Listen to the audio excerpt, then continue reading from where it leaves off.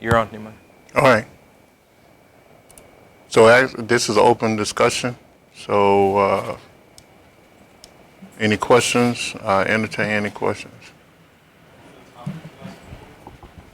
It's been open discussion the last 2 weeks since the storm, since we came back from the storm.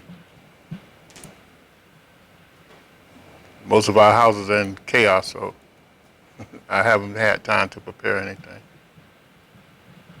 But before then, we was doing the mystic practices.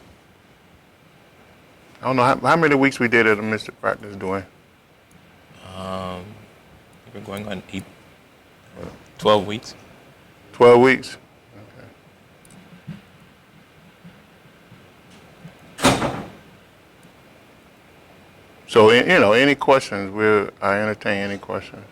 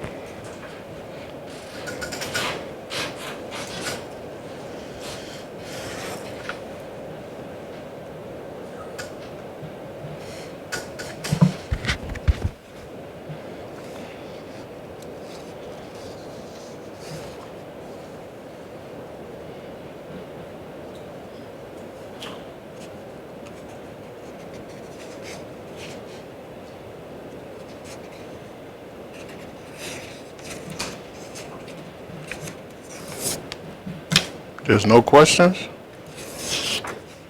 Okay.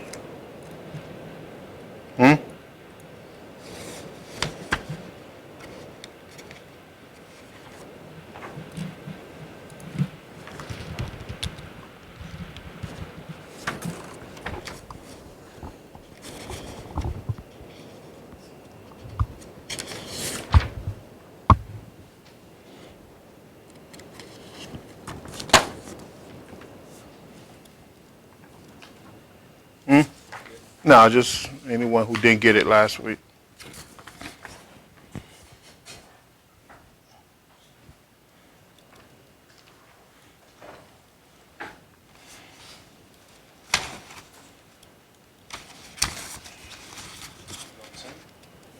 Very different.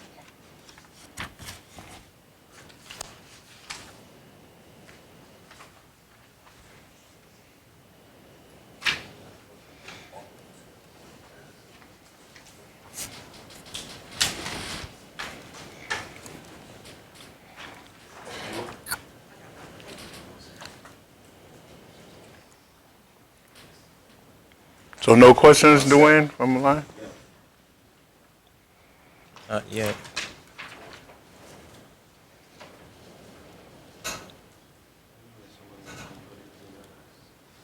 Huh? How to clean the house? Oh, you talking about from disconnected entities? Oh. That was you who asked the question last week? No. Oh.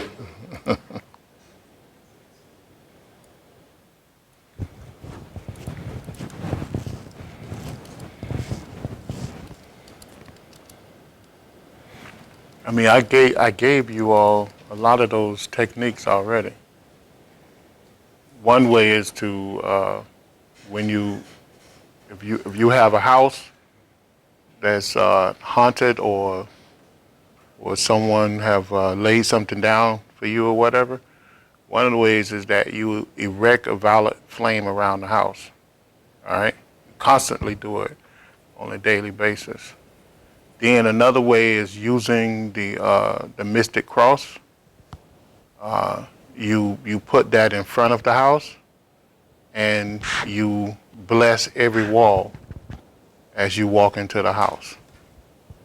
You go and bless every wall, and also all the windows or entries into the house or into a room, and then you energize the house. Once you get the violent flame up and you bless the house, you radiate a white light or a violet colored light throughout the whole house, and then you and even with using some herbal stuff too, you take 9 drops of turpentine or some type of holy water, and you put it in the entry of the house, right, and the windows.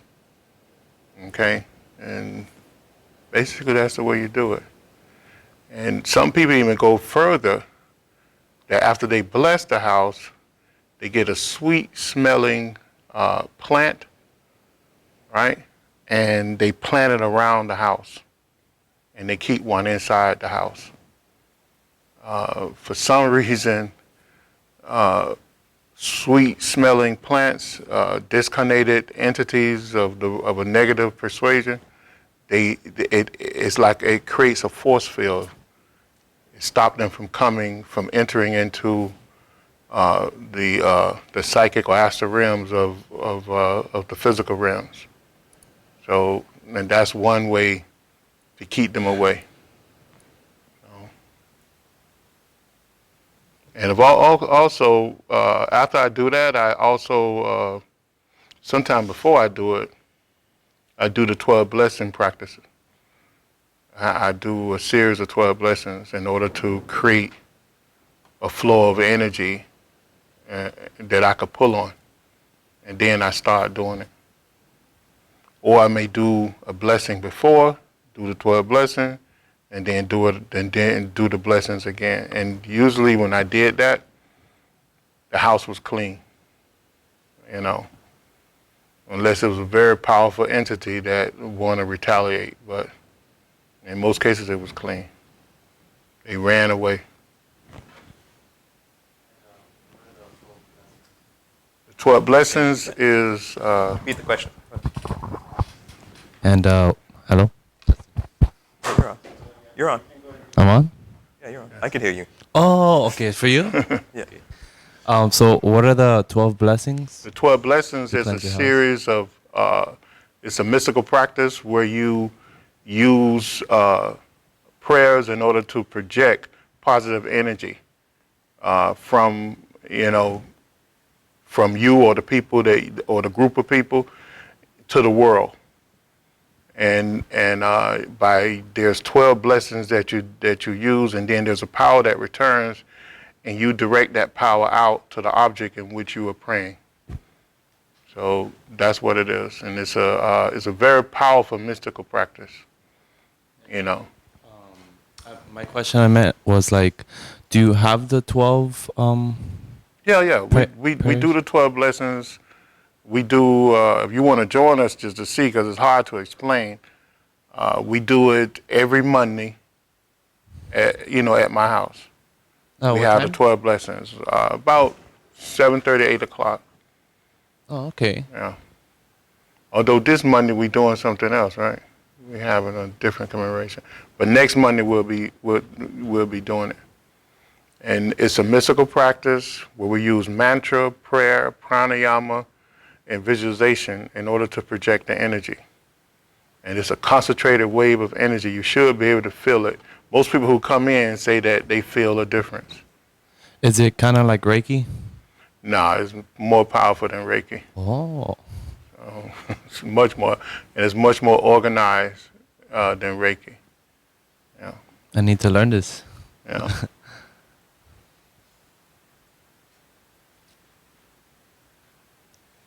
So did I answer your question? Yeah.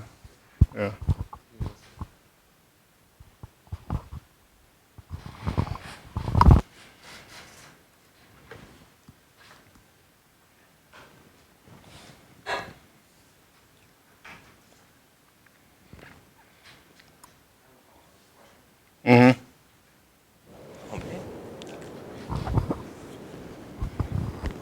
We were having a conversation last night about the aura. Mm-hmm. and what it's consists of, how it looks, how it operates. Can you give your perspective on what an aura is and how it works and what Yeah, you see when you're able to see it? there are several levels to the aura. You have an auric body, which is the auric body itself is a soul body, and it's the highest level. It's totally it's indestructible. It's the body that the soul erects in order to bring about involution and evolution, right? And what most people especially in the New Age minded type people, they see, they only talk about the emanations of the aura, right? And the emanations of the aura is from the various vehicles of expression from the soul. In other words, you have an emanation of the aura from the physical body.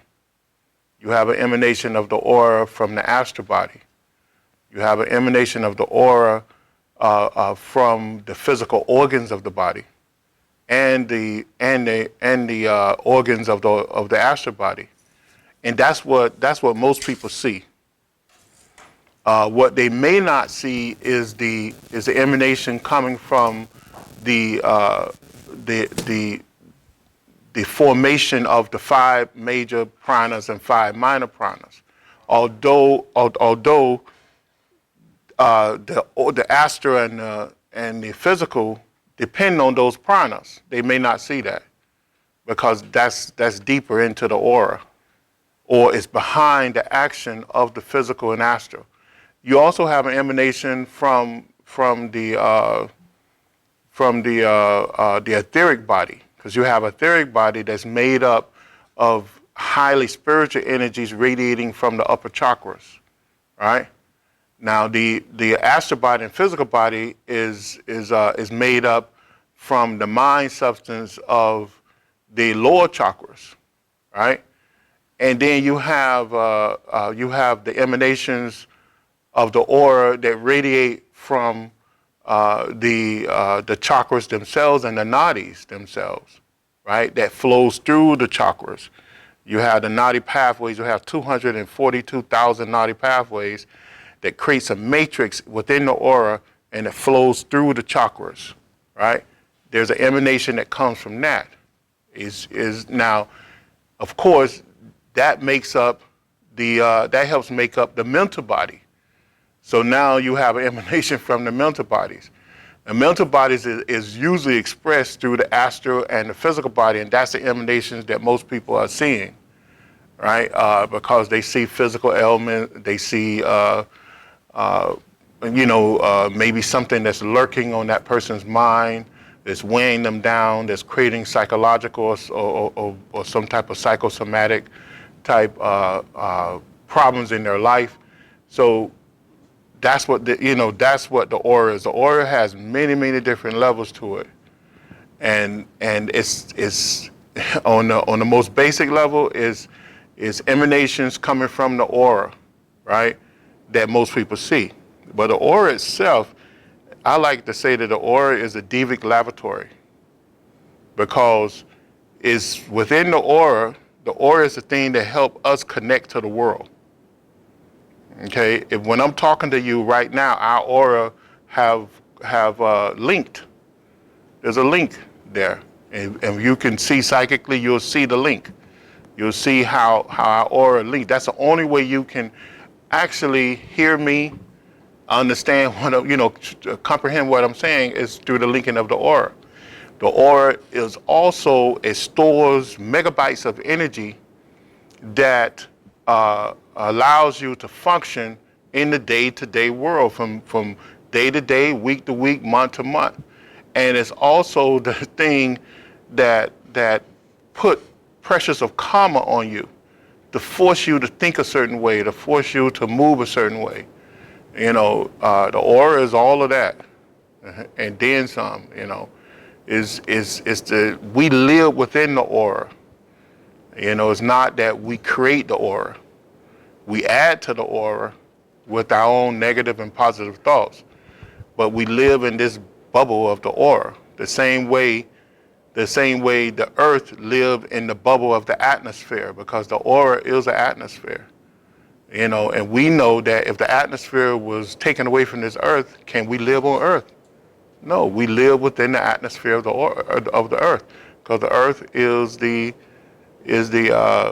atmosphere of the earth is where we actually live, and the atmosphere of the earth is the thing that creates the greenery, the water, the food that we eat. We all depend on the atmosphere to nourish us.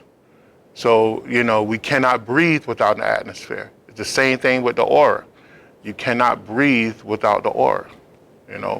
When the aura leaves, then that body is dead. It breaks up and go back to its original state in many, many different directions, and with minerals, all different iron, oil, copper, whatever made up that body, it goes back to the ground, right?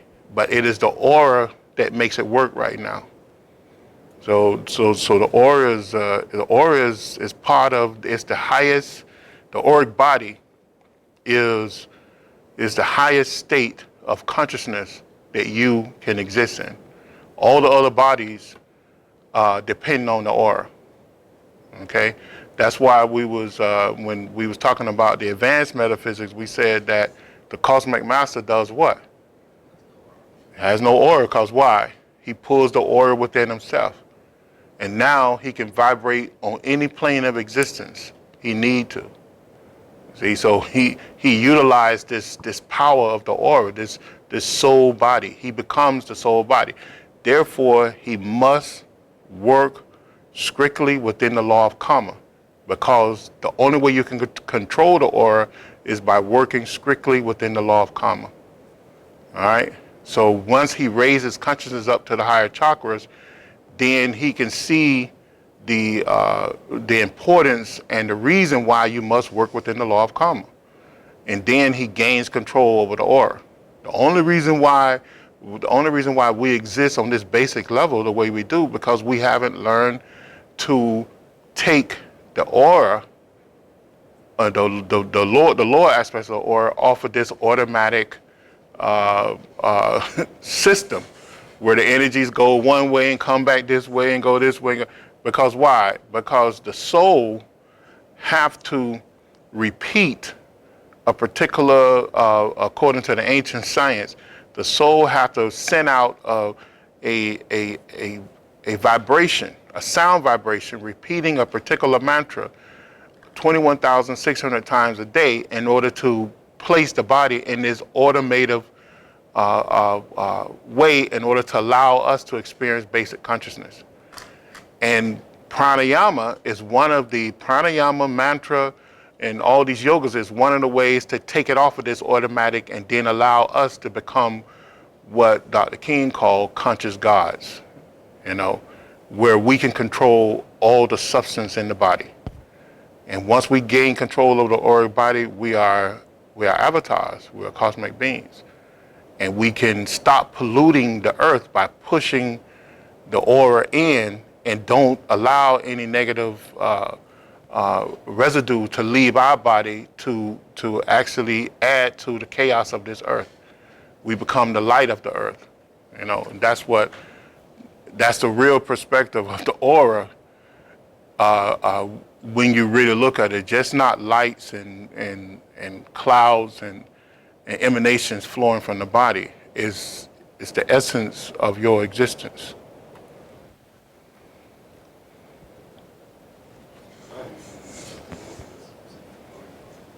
Fritz.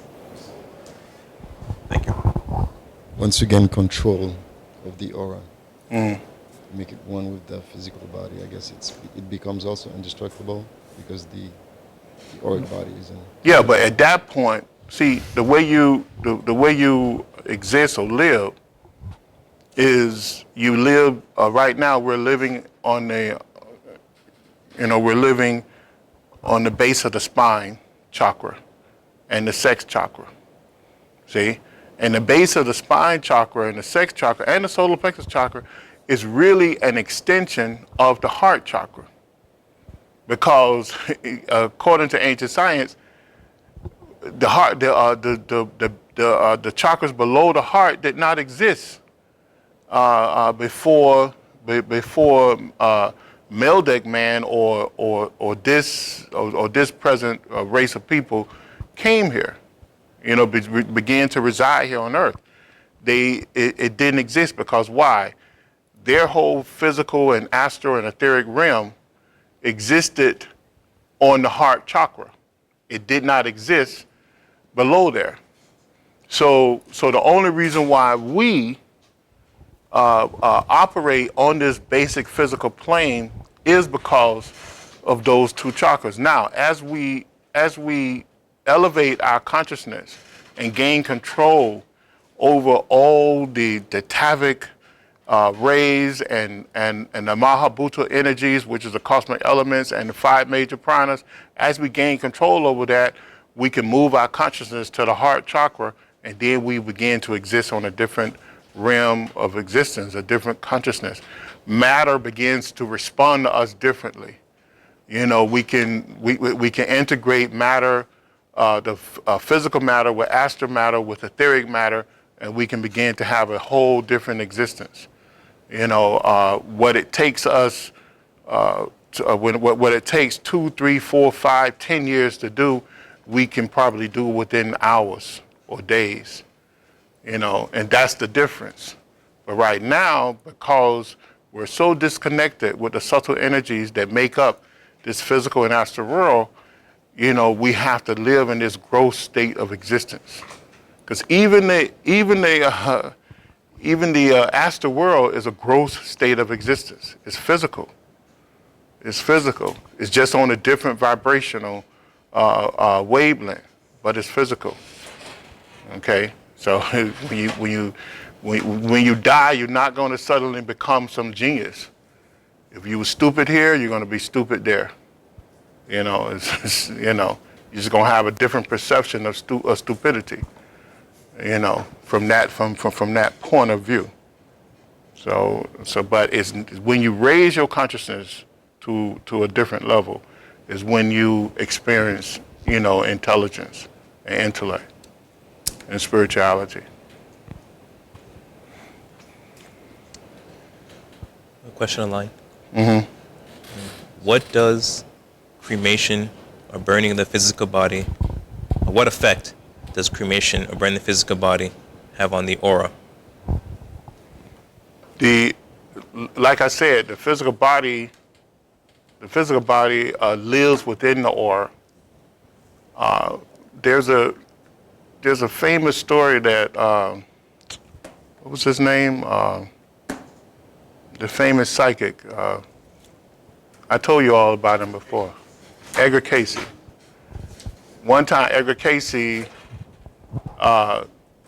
was in this building, and he was on one of the top floors, and he went to the elevator to go down, and when the elevator opens, some people was there in the elevator getting ready to go down, and he looked at them and he realized they had no aura. So he said, "No, I'm not getting on that," because these people had to be either dead or on their way to death. So their aura was missing. He said, so he said no. And that elevator closed and those people fell to their death. So the physical body lives within the aura. It exists within the aura. Once the aura go, the physical body have no choice but to decay. And the astral body have no choice but to decay. And you could interfere with the karmic law of Astral in a way. Well, I'm sure if he had enough power to do so, he probably could have. No, I'm saying, but if you could have, what? But I don't know if he was that advanced.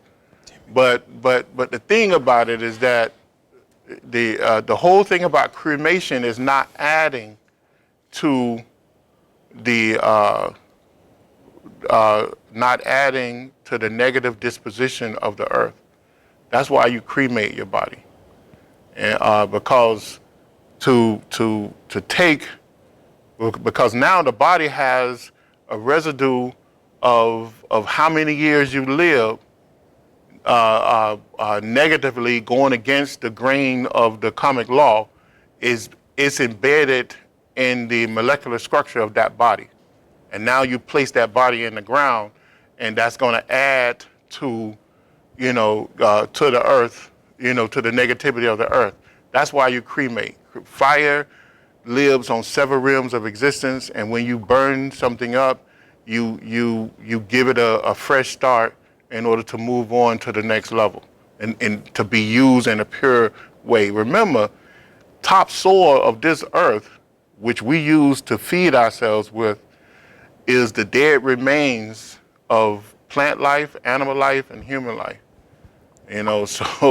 So you add to that, if you don't went out and spent the whole life fornicating and doing all type of negative things, whether it was 100% of the time, 75% of the time, or 50 or 25% of the time, that's still negativity within your body, and you adding it to the topsoil or to the water table or to whatever of this earth. That's why we believe in reincarnation.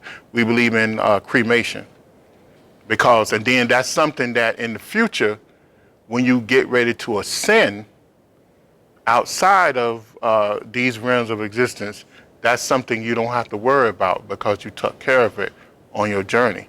Because all the negativity you put into the earth, you have to somehow draw that negativity back out of the earth. And one of the ways you do it is through service. So when you get ready to ascend, then you have to, you are responsible for the negativity you placed on earth.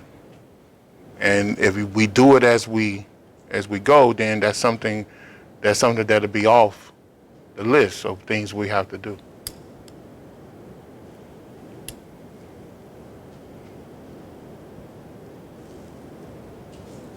Any other questions? Did I answer that person's question?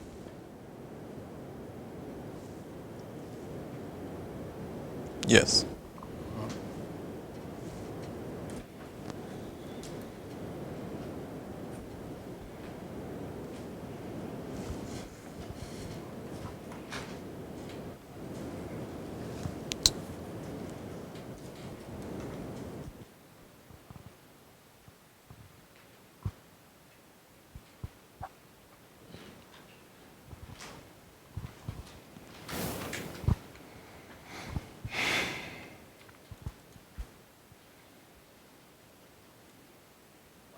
Yeah. You say all the yogas. I don't.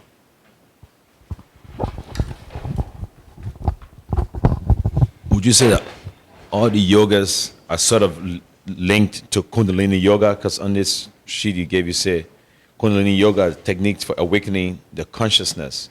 Mm-hmm. But aren't all these other yogas also awakening the consciousness as well? No, not all of them. They're steps towards it. They're steps towards. He's talking about the diagram that I just passed out. There's all the yogas, as Dr. George King said, the only reason why we're here on earth is for what? You should know. Yeah, you raise the power of Kundalini. To be able to Consciously raise the power of Kundalini up and down the spine. That's the only reason why we're here. Right? Understand, and then from there you have to go to this thing, what does this Kundalini mean? This Kundalini is the vehicle of consciousness of the soul. So if we want to link ourselves with the soul, then we must control the flow of Kundalini within the body. So we must be able to move the Kundalini from the lowest point to the highest point, right? And when we can do that, we can allow the soul to be bathed in the light of what? The spirit. Of the spirit. And the spirit is what? The spirit is the divine spark of God within us. So what happened when you have the first two yogas are really one yoga. Jnana yoga and Karma yoga is one, because you cannot have you cannot understand Karma yoga without the knowledge and wisdom of Nana Yoga. And Nana Yoga only tells the story of Karma Yoga. You understand? So that's so those are the first two yogas on the pathway. And then Nana Yoga and Karma Yoga, by studying Nana Yoga and Karma Yoga, you come to the realization quickly that our main goal is to devote ourselves to what? To the law, which is what? Which is God. God is the law. And then, therefore, the next yoga we come to is Hatha Yoga. We have to prepare the body in order to begin to accept the tremendous power that Kundalini is going to usher through the body. And because the body have cravings, you got to remember, the body have cravings. The reason why we have a sexual appetite and a food appetite is because of the body. It's not because of our mind. It's the craving of the body. So therefore, we must bring that under control. And then once we do that, we move into the mental aspect of yoga, which is Raja Yoga. See, and then Raja Yoga, of course, is the middle way, and it's the King Yoga because it uses all the yogas. But after Raja Yoga, we have what? We have Kriya Yoga. Yeah, after mantra yoga. We have Mantra Yoga, Mantra Yoga and Mudra Yoga, which is really an aspect of Raja Yoga too. Because you can't do Raja Yoga without doing Mantra Yoga. Because pranayama is a part of Raja Yoga. And in pranayama, you need to use mantra and Mudra Yoga, a part of Raja Yoga. So in the Raja Yoga system is an extension of mantra, pranayama and mantra, and of course Mudra Yoga is a part of Mantra Yoga. And then you go into Kriya Yoga. Kriya Yoga give you a daily, monthly, and yearly regimen in order to do what? In order to prepare yourself for the rise of Kundalini. And then when you fall into, once you have got all that under control, you should have an awakening of Kundalini once you have made this a regimen. And whether it comes slow or fast or lifetime, it's still coming. And then when it does happen, then you move from Kundalini Yoga to Laya Yoga. So, but is all the yogas are aimed towards the rise or the awakening of Kundalini Yoga. That's what it's all about. All right. Yeah, but I guess what I was asking is, does it necessarily follow a pattern? Because you may have somebody who's a devout Raja Yoga. Of course, they're all linked, but is it... All of them are linked. You cannot practice, in other words, you cannot practice Bhatha Yoga without practicing what? You have to have knowledge. You have to have knowledge, and you have to have you need a knowledge of Karma Yoga and Jnana Yoga. Right. And then even in the practice of Bhatha Yoga, you need Hatha Yoga. Because one of the things Bhatha Yoga tell you to do is to be of service. Physically, mentally, and spiritually. So then therefore you must be fit enough to go and serve someone else. Right? you must, because Bhatha Yoga will tell you to labor 16 hours a day. So you have to be fit enough to be able to work 16 hours a day. So every yoga leads to another yoga. Bhatha Yoga will also tell you to sit and take out several either once a month or every 3 months, and some of them say every week. Take out 24 to 36 hours to just chant mantra, to say sacred words around the clock. Don't let any waking time of your day go without chanting the mantra during that session. And there's actually I can't remember it now. There's actually a Sanskrit word that describes it, how you spend 24 to 36 hours chanting this holy mantra, this sacred mantra. And that's to code the aura, to change the disposition of your aura, to burn up negative karma. So Bhatha Yoga pushes you towards Mantra Yoga, Hatha Yoga, and Mudra Yoga. So all the yogas are linked. You can't practice one yoga and not practice the other. It's all linked. And then some people who think they're not practicing yoga is practicing yoga because of their own profession. They just don't call it yoga. So that's how you have to look at that. It's all leading towards an awakening. It's all leading towards an awakening. It's just not you sitting in a dark room doing some exercise. It's about being active and being of service.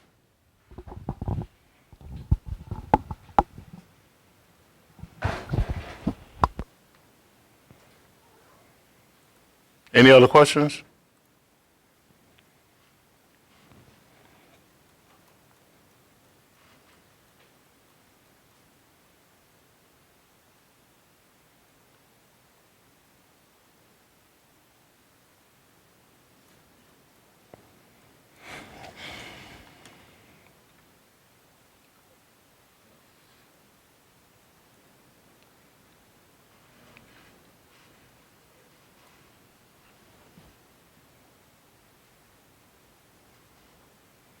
You have a question online?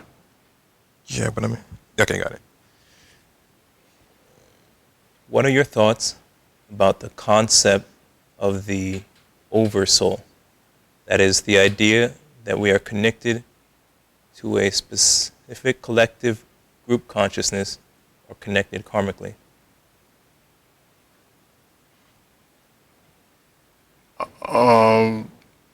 And what that person called it? They refer to it as an oversoul or group consciousness. I heard of the collective consciousness, and only thing that means is that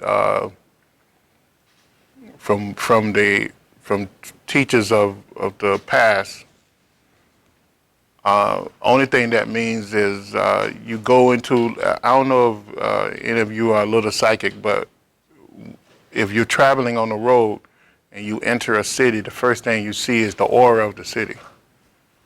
And the aura of the city might have a particular, always have several different colors, but one color may stand out more than the other. And usually that's the general personality of that particular city. So that means you have a strong group consciousness in that city that thinks a certain way, live a certain, have a certain culture. And the same way when you go into a union hall, you have all those professions leaning towards that particular profession. So that's what group consciousness is about. And if you have group consciousness in every aspect, you have multiple layers of group consciousness. It's like-minded type people. When you die, you go to a realm of people of similar consciousness to you. Everybody there's not one big giant heaven for everybody. There's not one big giant hell for everybody. There's multiple hells, there's multiple levels of consciousness in the lower hells, higher hells, lower heavens, midway heavens, higher heavens. But you go to a particular place of light consciousness. So yes, you do have a collective consciousness. I never heard of the term oversoul, but because you have a light consciousness, that doesn't mean that you are with that frame of mind all the time. You may belong to several different collective consciousness, because of your personality, because of your belief system.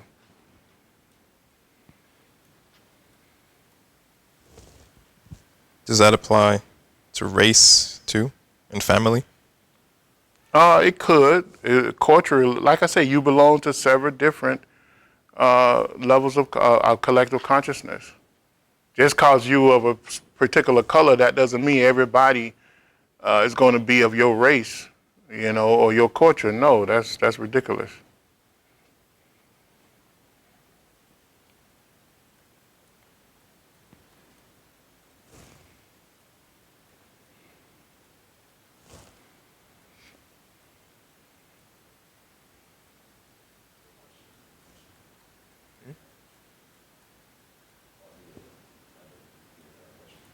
No, I'm trying to get this to work because it caught on fire.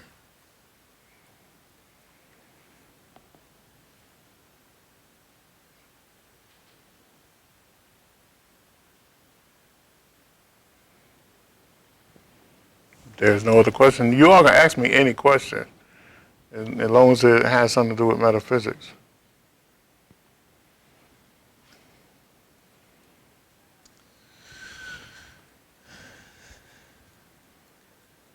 Well, to the people online, the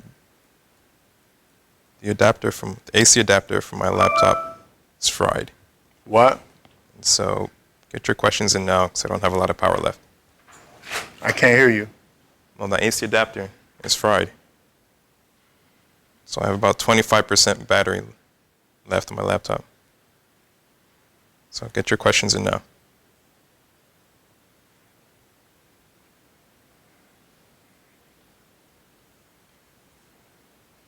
Was that your Mac? That's the Mac? Yeah.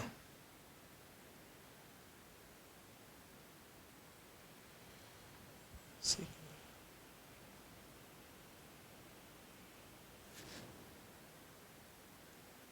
Still some.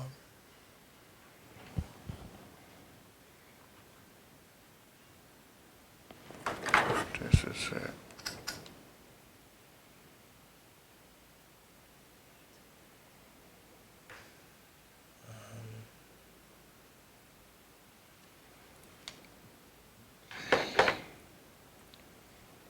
There are questions, but I don't understand what you're asking.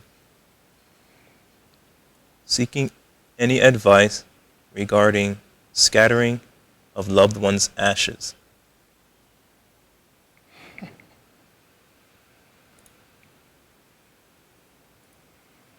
Hopefully that person said where they wanted the ashes to go.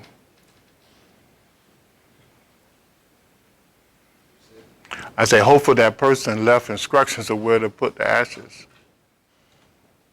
Other than that, I mean, if it's the ashes been purified, you can practically put it anywhere. You're not going to harm nothing, I don't think.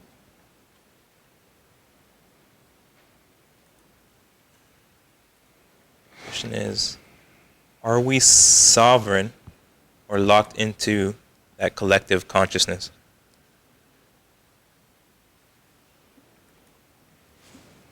No, I said that. Oh, shoot.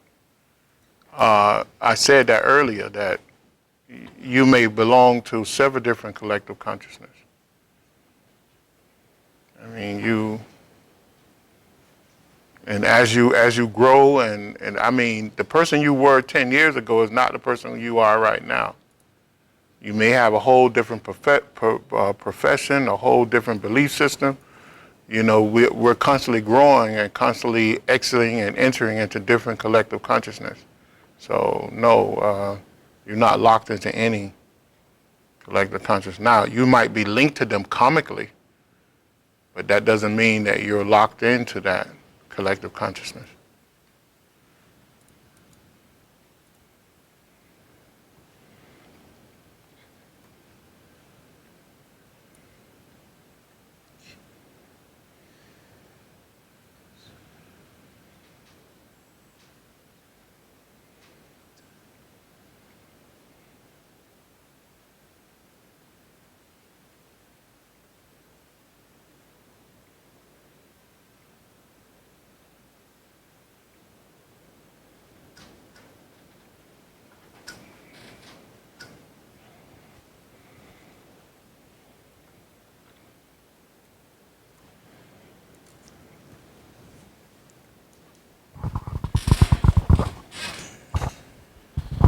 Hey man, you've said that energy flows in and out of the chakras into the aura and from the aura back and forth. Is that something that if you were psychically developed that you can see yourself? Can you see like energy coming into your own chakras? Yeah, you can. Now, it depends on your degree of psychic ability. Every psychic can't see everything, you know. It takes a while. You have to develop your psychic sight or your psychic hearing or whatever in order to actually see or feel certain things. So in your practices, when you first start developing yourself to a point where you can see and analyze your own chakras or the vortex centers, do you see that on the aura itself, or is that like a psychic vision where you see your true self and you see your auric body? Like, What do you mean? I don't get it. can you see the chakras directly on your aura when Yeah, you're you in can a see the meditation? vortex. That's why we call it a vortex. If you see when you look at the aura, you'll see a vortex of energy in different spots of the aura, right? And sometimes that vortex of energy, it can be more profound if that person is working through that particular chakra. In other words, you understand what I'm saying? Yeah. So let me tell you, the best way to develop your psychic sight and your psychic feeling is by giving healing. If you give a lot of healing and you're doing your pranayama exercises and looking to develop yourself psychically, then you will force the sight, the vision, and the feeling, and even the hearing, because you can, and the smell. You can smell sickness quick, Someone walk up to you, they may have just taken a shower and feeling fresh and feeling good about themselves, and they walk in the room, and all of a sudden you feel the sickness on them. You smell it. And every time they come around, you smell it. So that's when you give healing, it helps to develop those psychic senses, like smell, touch, and sight. And the petals of the chakras, those are just energy configurations around the vortex of the chakra? The petals are the sound vibration of that particular BJ or mantra of the chakra. The bindu of the chakra is like a point of consciousness, right? And it releases a sound, and then that sound is broken up into other sounds, which we call the petals. And then the natis travel through that sound vibration. Because that sound vibration, remember what sound does. What the sound does, let me see if you remember. In terms of what? In terms of energy and matter. I mean, it powers it, it moves it. Molds and shapes. It molds and shapes. Yeah. It molds and shapes energy, energy, right? And mind. So what happened when you have that flow of energy coming from the vehicle of consciousness, which is Kundalini, it travels up, it's attracted to that sound vibration because of that. And it loops itself through there, right? Every time you have a thought, that thought releases itself into the aura from one of the chakras. So if you having a base, gross, physical thought, then it's coming from the lower chakras. If you're having elevated thoughts, it's coming from the heart chakra and above. See, and you can see as those chakras activate themselves, with that thought, because the chakra's always in motion. But you can see that thought formation leaving that chakra, and then you may see other thought formations gather up around that particular chakra, waiting to enter at the right moment, waiting to enter your aura at the right moment, based on your ability to pull that type of concentrated thought in. Especially when someone's in deep contemplation. When a person in deep contemplation, the other thought forms come quick and fast, and they enter and exit quick and fast. So, you can actually see that psychically. But it's usually the advanced psychic who can see those things. The basic psychics, they may see clouds, they may see energy formations, they may depict something as a flower, they may depict something as a bird or whatever, but these different things. But the advanced psychic can actually see the energy, understand the content of it, and be able to translate it within a split second. Because you may have 298 different streams of information in one little stream of flow of energy. The basic psychic is not going to be able to translate that, but the advanced psychic can, and they'll see it and understand it. And it's hard to explain, but if you can imagine, that's what it is. So did I answer your question? Yeah. Okay. What are your thoughts on suicide? Suicide is wrong. You set yourself back several lifetimes by committing suicide. The act of suicide is deadly wrong. And you could with suicide, you could put yourself in a loop too, where you commit suicide over and over and over. You go into a what they call it, Groundhog's Day, like on the movie. We keep repeating something over and over and over. You can place yourself in something like that by committing suicide. So that's a wrong action.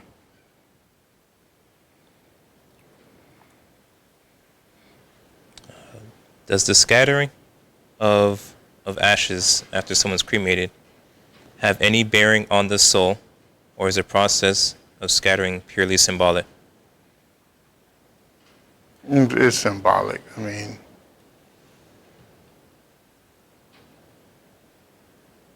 it's symbolic. It's depending on where that person wants. It's because you have purified the stuff. That's if you purified it. So wherever you put it is up to that person and you, who's the custodian of those ashes. Don't link stuff to history. In the history, when they would kill a worthy opponent or the enemy or whatever, and they would chop their body up and send it to different places. They didn't purify the act. I mean, they didn't burn the body. They left the body intact. Now that's linked because the body is intact and decay in different places. That's linked to that particular person because that person is responsible for their body even after they have died. So, but that has nothing to do if you have purified the body. If you're purified by fire, you shouldn't have to worry about that.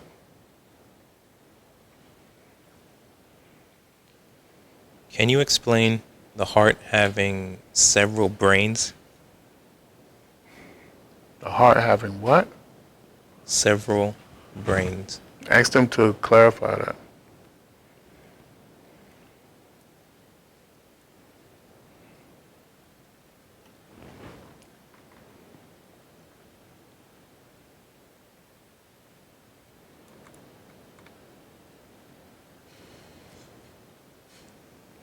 It says the heart has 7 brains that think beside the brain. No, I heard that each chakra is a brain of itself or a level of consciousness. That's stated. But it's kind of hard to relate to. I don't even like to use that terminology. I know in the past people used the terminology of the heart. I mean, of the different chakras being brain centers. But you know, I don't like. I just say a vortex of consciousness, because each level is a state of consciousness, but it's more than just a brain, in my opinion.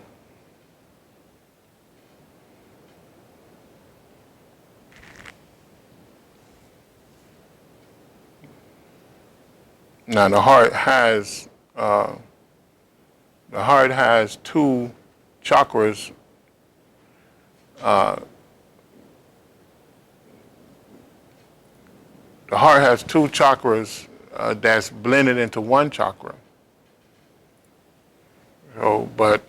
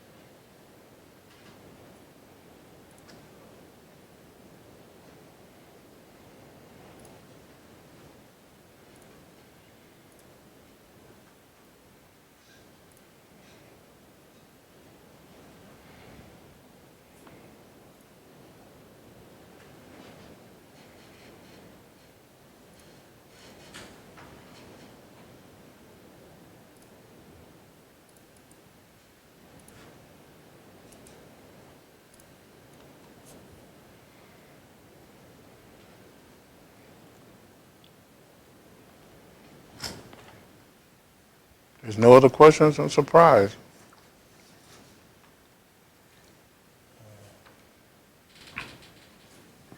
Just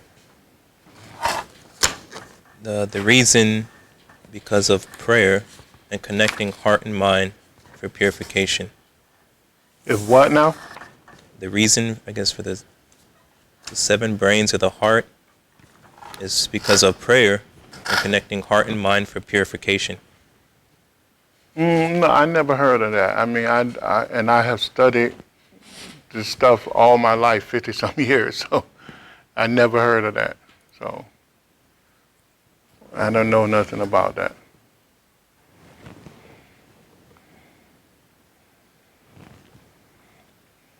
Through the times, there's been certain philosophies and systems of teachings and techniques have lasted through the time, and we have had people who dedicated their life to teaching. I think those are people we need to stand close to for the foundation of what we're trying to learn and practice. I know a lot of the New Age stuff is glamorous and people like the buzzwords or whatever, but a lot of times they way off beat. So, and it only take a few minutes to show how offbeat they are just by thinking about it.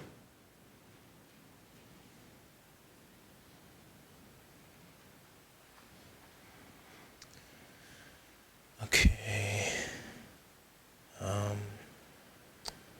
Question is, I think, so there is a sensation of falling down the stairs in my house.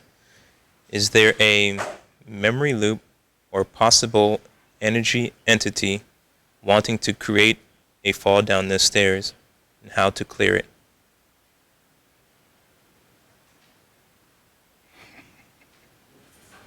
Well, I mean, I don't know what the situation is there. I mean, first I would make sure that you are medically treated to see if you have an imbalance somewhere.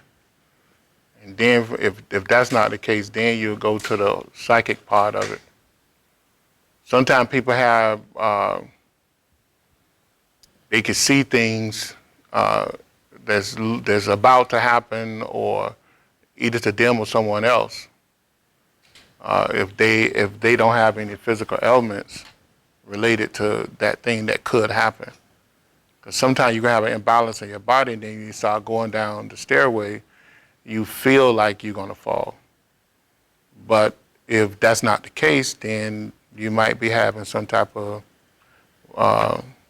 psychic insight that something's about to happen, or someone's going to, or that happened to somebody already. You might be picking up that.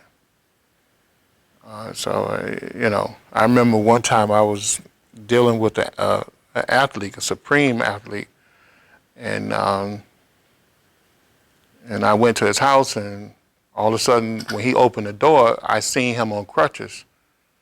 But he had no crutches. It just blinked in and blinked out. And every time I would go and visit him, I would see that. So one day I just told him that I keep seeing this happening to you. And, true enough, he had an accident years before. But what I was seeing is something that he was on this regiment, that he was going to be crippled off of his regiment soon, and it did happen, and it took him like a year or so to bounce back. So, sometimes you can have those psychic, interludes like that about a person when you're not even trying to look at them. You're not even thinking about that.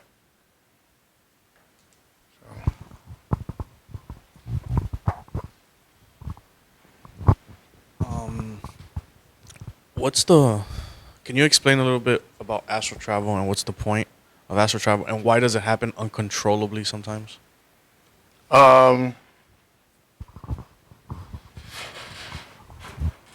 I don't know. There's many reasons why it happened. Astral travel. Some people, this is a natural thing with certain people. I know when I was a child, it happened to me on a regular basis and just naturally. As you get older, most people who experience it as a child, as they get older, it goes away. Because, I don't know, hormones or whatever, but it goes away. And then in order to bring it back, you have to actually get into some type of technique to be able to harness that ability again. Only rare people I found that did not happen to them, where they didn't have to, where the ability didn't go away. So, but astral travel is there's several levels of astral travel. There's a dreamy type level of astral travel, where you go out in your astral body. Your astral body is an astral counterpart of the physical body for this particular life. And it has different levels of consciousness the same way your physical mental makeup does, and your physical body does too. So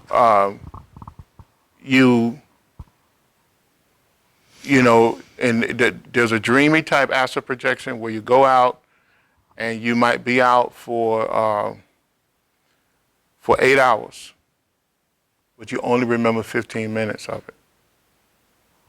See, so that's the type of technique, that's the type of astral travel that the yogis are not interested in. The yogis want a clear, precise type astral travel.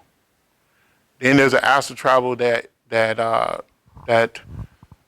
happens where all of a sudden you're asleep, and all of a sudden you wake up, and you realize that you're asleep, and you realize that you are in your astral body, and for that 10 minutes, 15 minutes, whatever it is, you have clarity of what you need to do and where you need to go. Right? That's the part of astral projection that the yogis lean towards, expanding that time to at least an hour. Okay? Because that 15 minutes in our time could be could be 2 or 3 hours, because literally you can get that much work done in the astral state of consciousness, because you're in a risen body now. The astral body is a risen body from the physical body. Okay? Then you have the type of astral projection where you consciously bring about a separation of consciousness, where you actually sit in a chair and demand your astral body to leave and go experience something in the next room, down the street, or in the next country, or state. And you try to retain consciousness of what's happening. And then when you come back, you may retain 25%, 50%, or 75%, or 100%. But your goal is to get to 100%. You probably won't get to 100% until you get into high states of contemplation. The very fact that you can project, split the consciousness, that means you have a high degree of concentration, for a period of time. That means you can hold your concentration for a length of 5, 10, 15 minutes. And that's why most people find that when they can, they find themselves projecting or going places in their sleep, because it's quicker to hold a state of concentration while the body is asleep. And then some people actually learn to induce sleep in order to shift the consciousness to the astral counterpart, and have the astral counterpart go and do the task they need to do instead of having the physical body do it. Okay, and then you have that astral projection where you literally raise a portion of the Kundalini in a conscious manner up to a particular psychic center, and then you project the consciousness from that particular psychic center. And then you have 90 to 100% memory of that astral projection without any fluctuations whatsoever. And that's the astral projection that the yogis recommend. So the distinguishing factor between how aware you are in a projection is your concentration? That's what determines the percentage that you're giving? Yeah. Because you have to concentrate before you can contemplate. And you have to be able to concentrate and contemplate before you can meditate. And at that level, that's the thing that allows you to make a separation of consciousness. Okay, because what happens when you raise the power of Kundalini? You're in a conscious state of death. Yeah, you move the conscious, you move the vehicle of consciousness to a particular level, right? And then the body goes into what? A hibernated state. You understand? Yeah. So now you can shift the consciousness to that particular astral level or molecular astral level, and you can travel with full consciousness. So, do you understand? Yeah. Is there a difference? Well, I know there is a difference between projecting to a different realm and projecting within this same physical realm. It's just a level of where your consciousness is operating when you project. Is that once you get into the astral level, the astral state of consciousness, then you can move realm for realm based on your molecular structure of that particular astral body. Understand that even with your physical body, and you can stand up in the mirror and check this. And of course, this is a yogi technique. This is a mystic technique. Put a mirror before you, and then think of a particular thing, or have a particular music playing or whatever, and observe yourself. The best way now, since we have the technology, is to film yourself and film how your body changed especially your face, right? The expressions, the texture, the glow, it all changes, right? That means that you're shifting levels of consciousness. All right? So the astral body is the same way, but it's more defined. If you project the body from your sex center is of a particular molecular structure, and it's going to be limited where it can go. If you project from your solar plexus center, is of a different, and the limitation is less. If you project from the heart center, then you have less and less limitations. All the way up to the throat center, where when you project from the throat center, the limitations is of this earth is off of you. You can actually exit the atmosphere of this earth and go to another planet. See, so there's different levels of limitations of your projection of the astral or etheric body.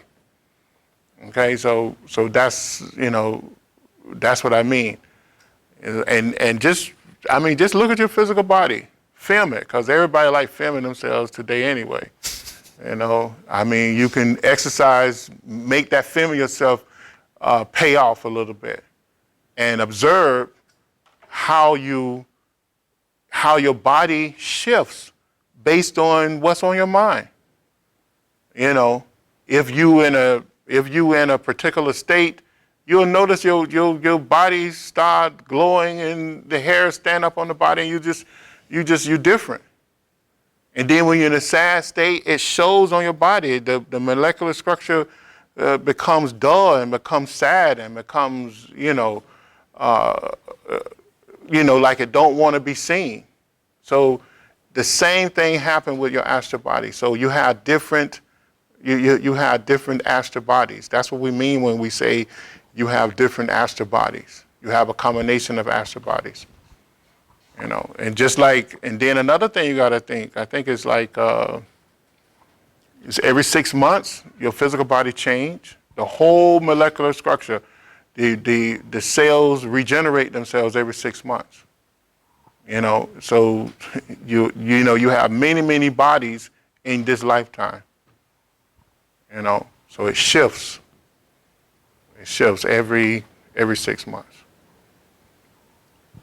Did I answer your question? Yeah. All right. All right. I have a long question. Huh? There's a long question here. All right. They said during meditation, about 20 to 30 minutes into it, I once began experiencing intense vibrations through my body, up and down, independent pools of vibrations. Also saw a vortex of light, bluish purplish in color. Light was spinning fast and spitting rays of light outward from the center. No idea what caused this. Can you please explain what I was experiencing? Okay, first of all, it's not meditation.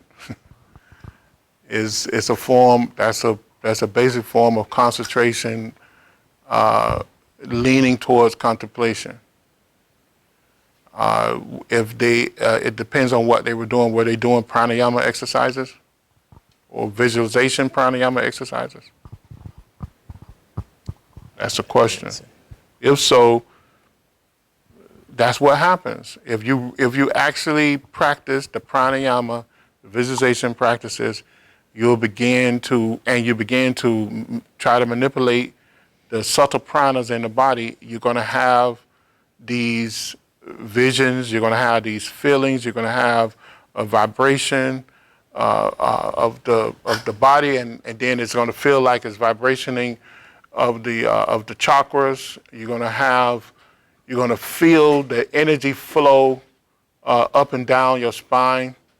And you may feel it on the left side more than you feel on the right side, or you may feel on the right side more than you feel on the left side. But this is what's going to happen until you get past all of that and get away from the sensations and just deal with the concentration of the energy itself. Stay on purpose, and after a while, the answers will come.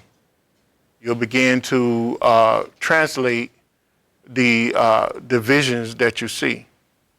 You'll begin, because you'll notice that there's a message there. There's there's a feed. There's a feed of information on every screen of light, and you'll be able to pull this down and translate it and speak it.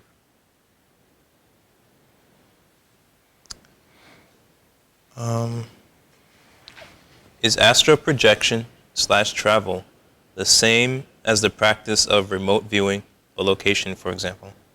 No. You can do remote viewing. That's a mental projection. Although some people claim that it is, but it's not. You can create. We're linked to everything on Earth. So mentally, we can zero in on anything on the Earth by a particular practice or technique. So remote viewing is being able to create that mental link and translate that picture back into our auric structure, so that we can see what's going on. There's very popular techniques. I guess you can probably look it up online now. It's called the mystic traveling ray. It's been out there.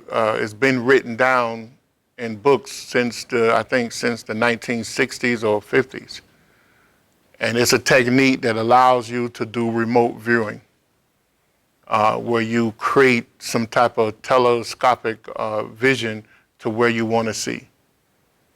And after practicing it for a while and developing the level of concentration, you'll be able to do that. It's a safe technique.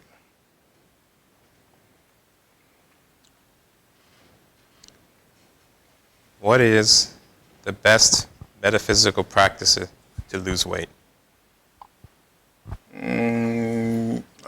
Affirmation and hatha yoga.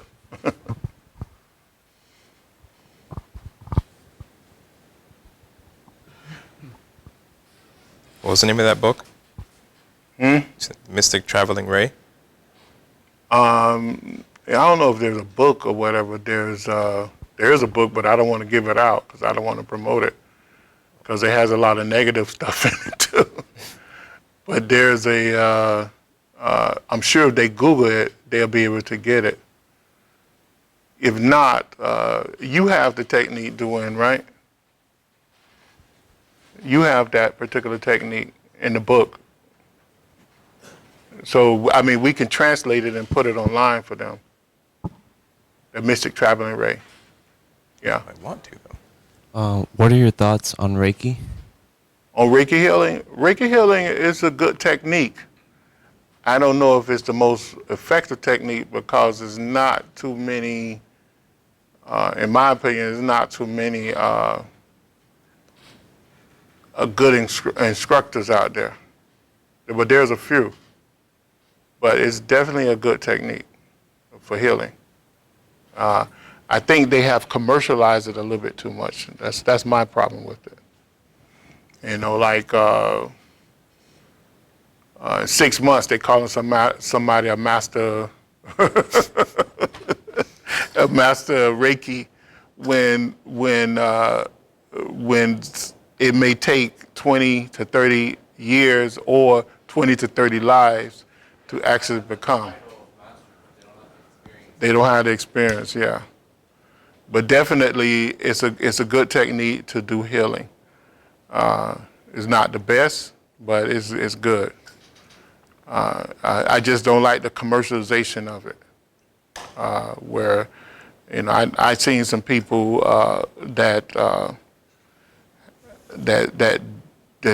been doing Reiki healing, and they can raise their hand like this, and all of a sudden you feel the energy flowing from the hand.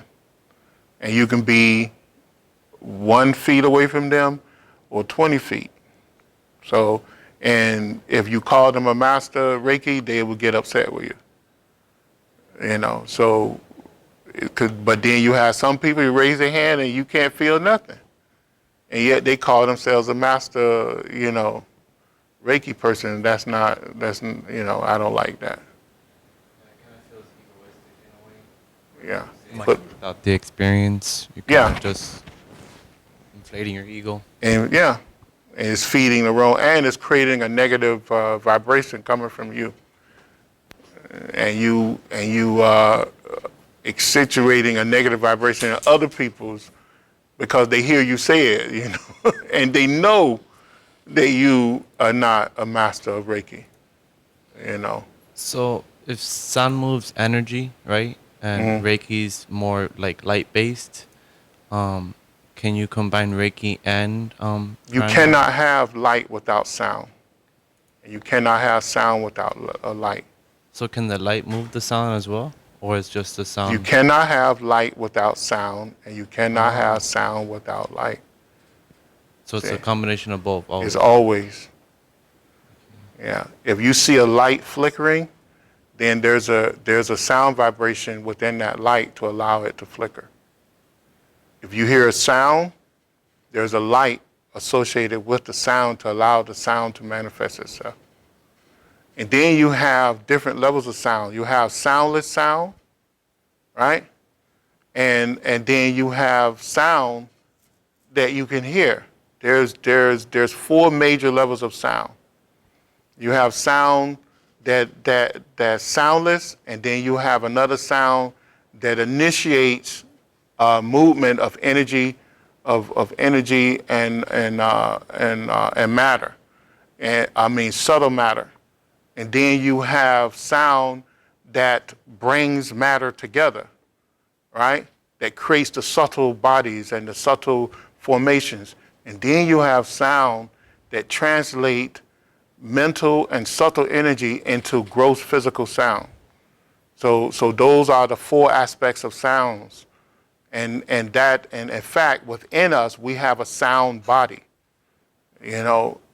Once the sound body disappears, we disappear from that particular realm.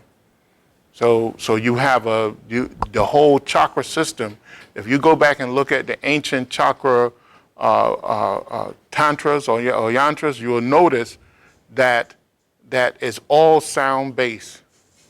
It's all sound based. The great deity of each chakra is a sound. It's a diva. And a diva does what? In order to manipulate its energy, it produces a sound.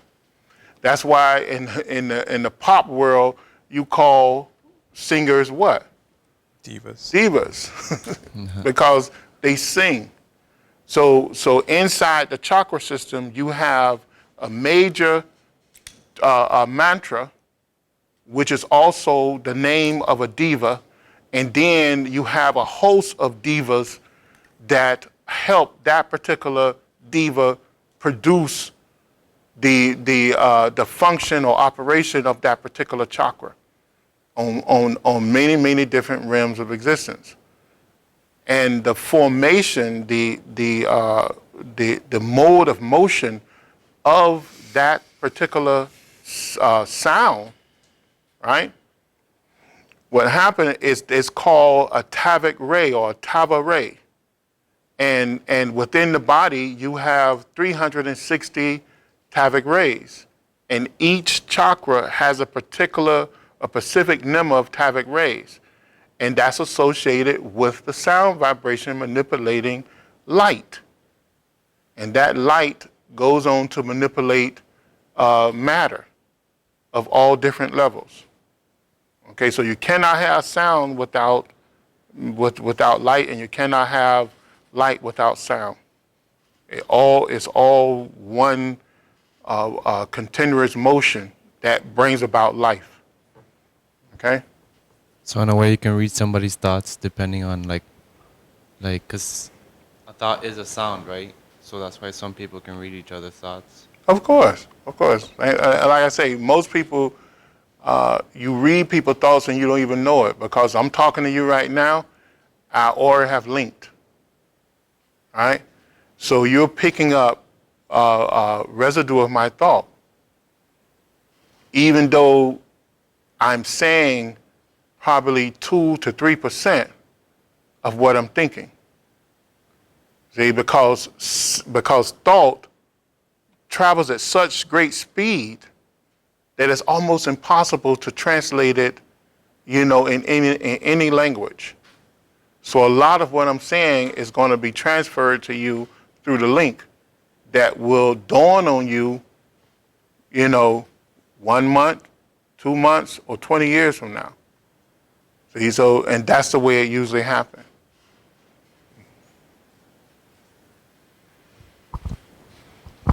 Did I answer your question? All right. Can you explain the difference between dreams and visions? Dreams are usually past thoughts. That's what they Usually are. past thoughts, you said? They're usually past thoughts and past situations that you found yourself in. A vision is something different. A vision, when you have a vision in a dream state, then it seems real. When you're in a dream and you go to touch something, you have no feeling of that what you're touching. It's just a dream. You can't feel the texture of this. In a vision, you could feel the texture. You know that it's cold, warm. You could feel the sunlight hitting your face, or you could feel the night stars or whatever. You can breathe. You feel that a vision. All sensations wake up in a vision. And why? Because now you're translating this flow of energy. So that's the difference. In a dream, you're only having a past thought. There's nothing really to translate because you know it, because it's a part of you. It's a part of your experience. But when you begin to experience something, then consciousness come into play. When consciousness come into play, you have feeling. See, anytime you hear someone talk about feelings, consciousness is present. See, because that's how you know that something is conscious. That's why years back, maybe like 50, 60 years back, scientists, are probably longer than that now, scientists, they realized that when they went to go replant a tree, they realized that if they gave that tree some type of anesthetic, that it survived and that it grew back quicker. So what is that? That means that tree is conscious.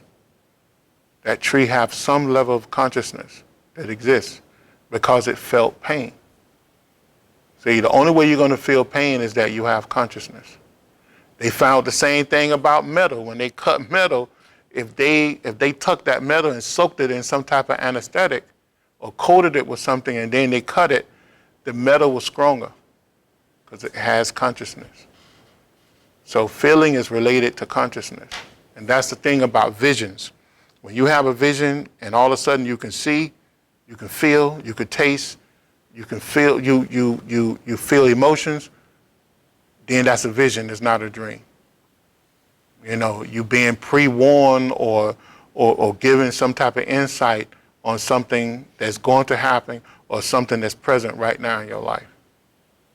Should we pay attention to our dreams despite the fact that they're only past thoughts? Or is that something that... I mean, if you want to, if you're having a dream, it might be a present condition. If you want to, yeah.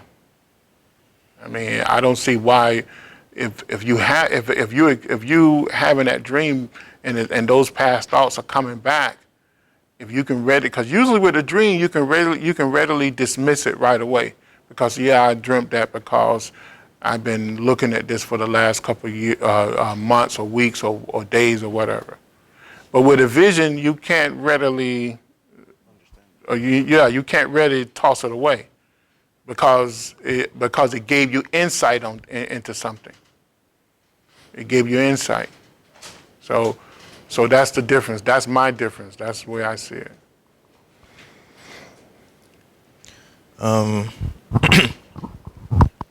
What happens to the body if pranayama is not done right or correctly?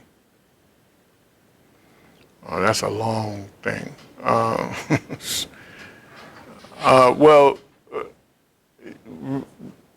it depends on your goal. If you're looking to develop yourself psychically and spiritually, and you're not doing pranayama right, then it's not going to happen.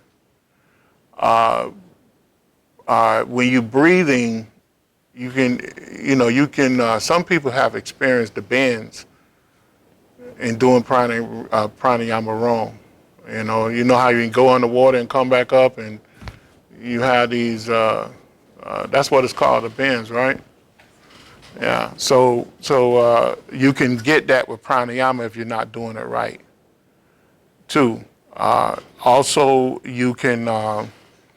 Wrong pranayama can bring about bad dreams too, and it can bring about daydreaming, and it can bring about uncontrolled projection, astral projection. So you have to be very careful. That's why you need to pay attention to it. I mean, I could do a whole class on that. But basically follow the instructions of the pranayama exercises, and don't try to alter it to feed your ego. Just do the practice. The 2 books I recommended was, it was 3 books. I recommended was Nature Final Forces, Science of Breath by Nature Final Forces by Rama Prasad, Science of Breath by Yoga Ramacharaka, and Contact Your Higher Self Through Yoga by Dr. George King. Can one will an astral projection through pranayama exercise? If not, is there a more recommended technique?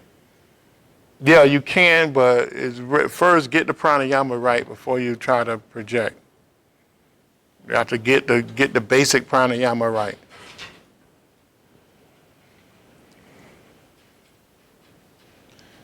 And what does it mean when a person breathes ether instead of air for approximately a year and a half? What? What are they saying now? What are they saying? Breathing ether instead of air.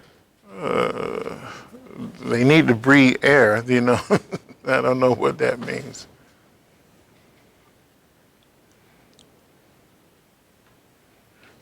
I wonder if I left this.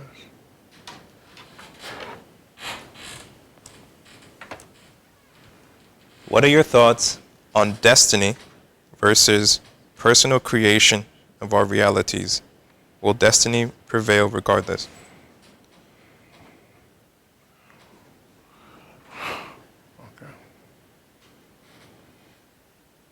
I don't know. I don't know what they're talking about.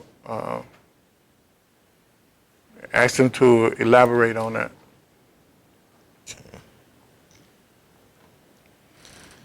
And is the pineal gland the gateway to the Christ center chakra / third eye? No.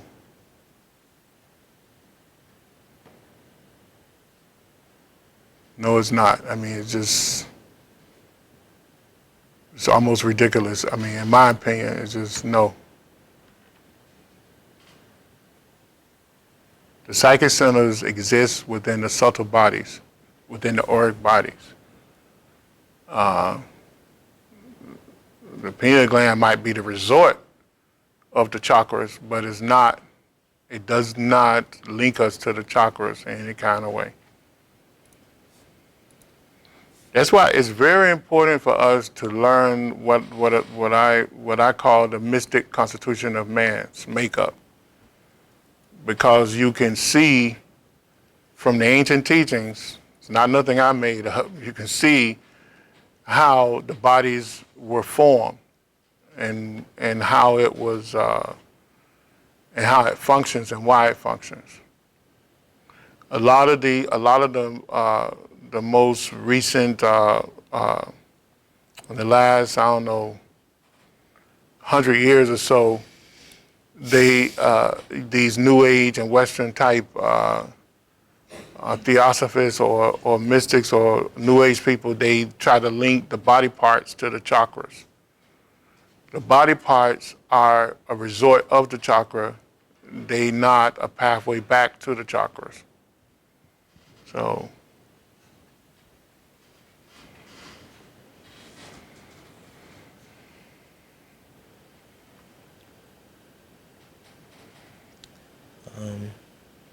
someone said they feel like they have projected their consciousness, but during this experience they couldn't see anything. Is there a way to develop astral eyes or vision?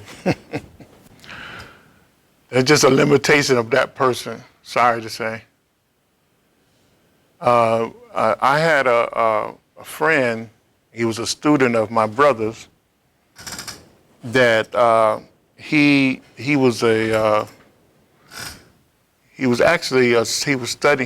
mathematics student and a physics student. He was so grounded in physics and mathematics that when he began to study metaphysics, one of the things that he was interested in was astral projection. So he got into astral projection. He had a deep level of concentration, so it was very easy for him to bring about astral projection. So he would project from his body, and if he didn't have his bedroom door open, he was locked in the bedroom until he went back into the body to open the door. So we create our own blockages based on our belief system. Because his astral body, although it wasn't a gross physical body, he couldn't exit the door. He couldn't walk through the door because he had created that barrier for himself. So a lot of people do this, so he kept projecting over and over, and he was locked in his room, and he locked his door because he didn't want his parents to come in and disturb him while he's trying to get into the state of astral projection. So when he had the opportunity to open the door, he opened the door and was able to go out and walk. But there again, he had to leave the door to the house open too, so he could get outside, because he had created those barriers for himself.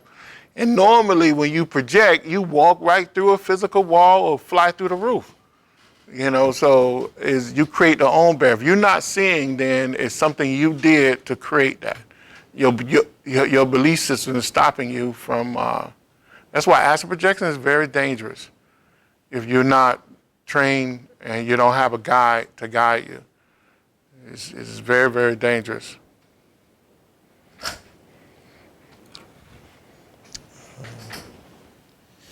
Maybe ether is just the wrong word. Maybe it's soma rasa, or flowing of energy through Sushumna. Is it a stage of development? I think what she's asking is, what does it mean to breathe through Sushumna? You're not breathing through Sushumna. You have to be very, very advanced in order to do that. Remember, Sushumna is, the door to Sushumna is closed. It's closed by what? Anybody know? Yeah, and what is the 3.5 knot? Of what? Of Kundalini. Yeah. So Kundalini in its dormant state blocks the door to Sushumna. So any technique out there telling you you're breathing through Sushumna, run and run fast away from them. Because the ancient teachings are given to us, it's translated today, and you can go and read it anywhere. And it tells you that what happens when Kundalini is formed in the body, that it curls into a 3.5 knot, and it blocks the door to Sushumna, which is within Sushumna is the Brahmanati. And and the only way you're going to get into Shushuna is by undoing the 3.5 knot.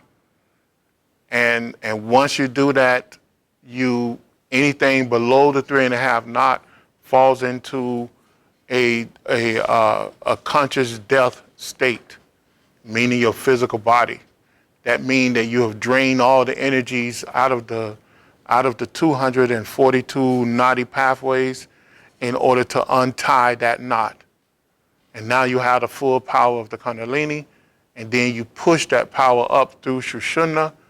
And when you push the power up through Shushuna, then you have the full power of Kundalini to actually activate and open the chakras. Whatever chakra that's faced with the full power of Kundalini, and that Kundalini is traveling through Shushuna or the Brahmanati within Shushuma, it has the ability to fully open the chakra and access and pull all the power and knowledge and understanding of that particular chakra. So, any technique that's telling you that you're actually doing that, like I said, close the book and run away from it, because it's going to get you in trouble. This is dangerous stuff. It can lead you can literally go insane doing the wrong thing. And you can disfigure your body, and you can get real sick by doing it wrong.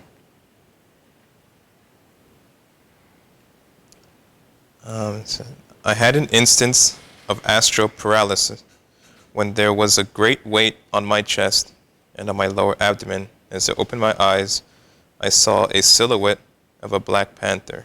What does that mean? That something came from their own subconscious mind. So that happens with people. You have to learn to translate it. When you begin to have psychic visions, a lot of stuff crop up from within your aura. If you all was listening from the beginning, I described the aura. The aura is a devic laboratory, and it has stored within it hundreds of lifetimes of experiences,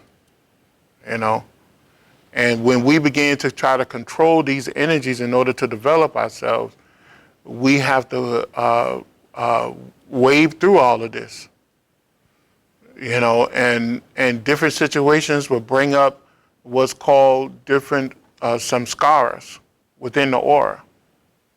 A samskara is like a embedded mental image or mental situation or experience you went through.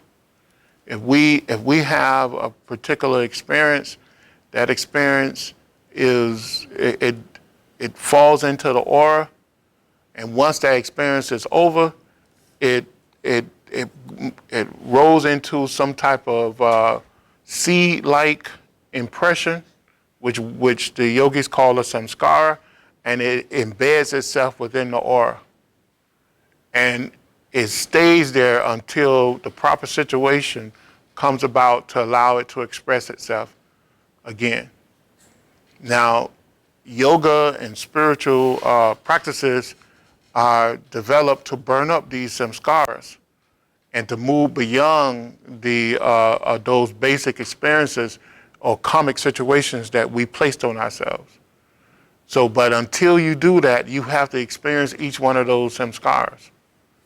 So, and another thing, when you raise the power of Kundalini, one of the reasons why it's so dangerous is that the first chakra you have to pass through is what? The sex center. The sex chakra. So stored, because our consciousness have been stored within the base of the spine and sex chakras for lifetimes, we have a lot of negative samskaras there. And the thing you're taught inside of Kundalini yoga is to pass through the sex chakra, is pass the Kundalini through the sex chakra quickly and with tremendous control, because if not, you'll fall into a downward spin, because the cravings that you have to go through with the sex chakra is tremendous. It's almost totally unbearable, and and most people attempt it and fall, and it's hard to get back up. So that's what you will find. You'll find that in moving, and that's why you have to prepare.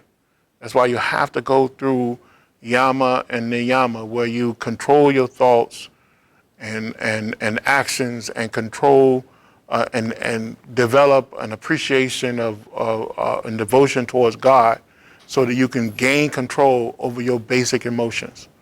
Because if not, when you finally had the awakening and you move to Kundalini, then and you're not prepared, then you fall in the many, many traps of the sex chakra. It's the impurities that you have lodged there over the lifetimes.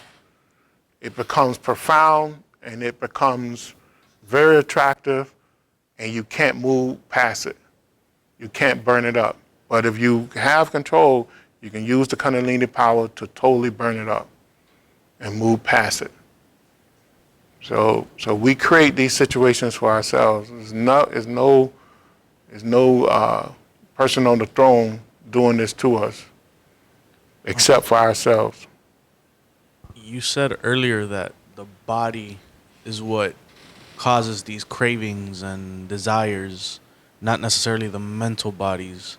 So when you raise Kundalini to the sex chakra, is that your own body fighting this rise? Well, it's exactly what I just said. It's the samskaras, right? Because what does the mental energy do? The mental energy is the thing that activates the body. And when it activates the body, it molds and shapes itself to what? The shape of the body? To the body. And then the body has a particular craving in the state that it is in. And then the mental energy for lifetimes, which in the mental energy is what? It's the vehicle of consciousness of the soul. Which is Kundalini. You can't blink an eye, you can't move a finger without the power of Kundalini. And the power of Kundalini is that vehicle that the soul uses in order to express itself from life to life to life to life. So what happens is that it feeds that body. For lifetimes, it becomes the purpose is to activate and feed that body. But the result of that is the samskaras that's built up, is the impurities that build up along those lower chakras. And that's what we're fighting right now. So and it's lodged in our aura. It's lodged, even after the body leaves and move on, the residue of that is still in the aura. You have samskaras from 10, 20, 30, 100 lives ago that you're still working off. So that's why, that's why you need to go through either weekly, monthly, or whatever periods where you just devote yourself to coding the body with the sacred word or sacred words, because that helps to decrease the negative impact that you placed on your body all these years. So it's very, very important. Prayer, mantra, service to others is that burns up negative samskaras within the body. Because why? Your consciousness rises to a level that you no longer need those lessons that's stored away for you. Because you've risen yourself above that type of activity. Like once you know that fire burns, you never stick your hand in fire again. So you don't need that lesson in your next life or the next 200,000 lives. That lesson is not needed. So that means that you have risen your consciousness to a certain level where you don't need the preschool lesson anymore. So and that means that the negative samskaras that were stored up to teach you those lessons can be burnt up now. See? And that's that's why you need to educate yourself. That's why you need to mold and shape your actions. Okay? All right, it's the last question.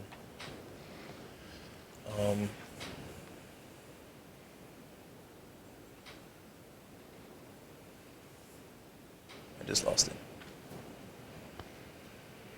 Why is it, can you explain, while meditating, the word OM or AUM is pronounced or chanted continuously?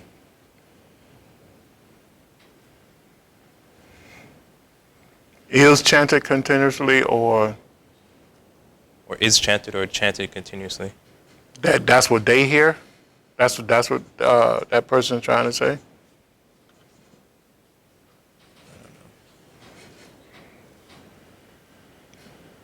Is that what they're trying to say in the I don't know. in the question? It says, while meditating, the word OM is pronounced or chanted continuously. A lot of people call concentration meditation. And concentration is not meditation. Meditation, that's the whole New Age or Western understanding of it. Meditation is something totally different. But in a concentrated state or contemplated state, if they are hearing that, then it must be something. It must be something in their own makeup that's allowing them to hear that, or their own position.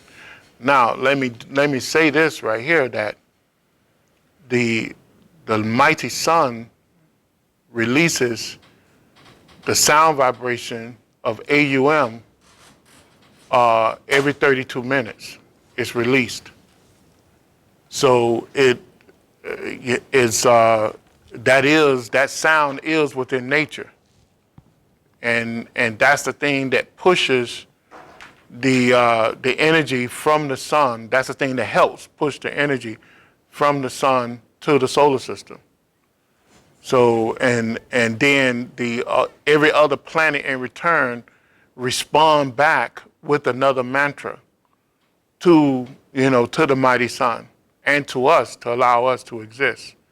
In fact, the sound vibration, one of the sound vibrations that we receive and light or nectar that we receive from the earth is our Kundalini.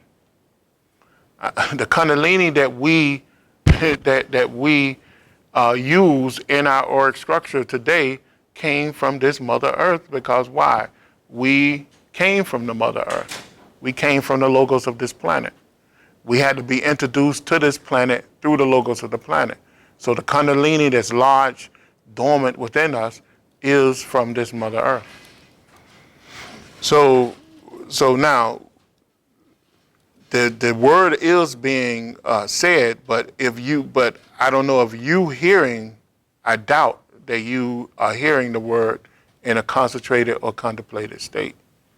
You could be hearing the plant life, the trees, because all of the plant life and trees and grass release a particular sound too.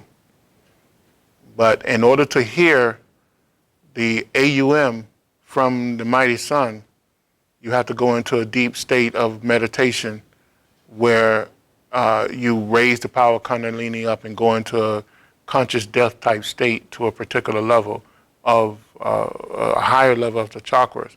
And then you can hear the AUM being resonated from the